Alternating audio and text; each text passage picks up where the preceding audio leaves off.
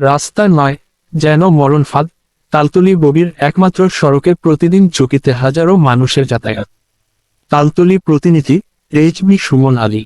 বরগুনার তালতলী উপজেলার বগি এলাকার একমাত্র যাতায়াত সড়কটি বর্তমানে জনদুর্ভোগের অন্যতম কারণ হয়ে দাঁড়িয়েছে। দীর্ঘদিন ধরে সংস্কার না হওয়ায় গুরুত্বপূর্ণ এই সড়কটি এখন যেন মরণ ফাঁদে পরিণত হয়েছে। প্রতিদিন জীবনের ঝুঁকি নিয়ে চলাচল করছেন হাজারো মানুষ। স্থানীয়দের অভিযোগ, তালতলী থেকে বরগুনা জেলা শহরে যাওয়ার এই একমাত্র সড়কটির বিভিন্ন স্থানে বড় বড় গর্ত সৃষ্টি হয়েছে। সামান্য বৃষ্টিতেই এসব গর্ত পানিতে ভরে গিয়ে আরও ভয়াবহ রূপ নেয়, ফলে যানবাহন চলাচল প্রায় অচল হয়ে পড়ে। বিশেষ করে মোটরসাইকেল চালক, শিক্ষার্থী ও রোগী বহনকারী যানবাহনগুলো সবচেয়ে বেশি ঝুঁকিতে পড়ছে। স্থানীয় একাধিক বাসিন্দা জানান, প্রতিদিন এই সড়ক দিয়ে স্কুল কলেজের শিক্ষার্থী, কর্মজীবী মানুষ ও রোগীদের যাতায়াত করতে হয়।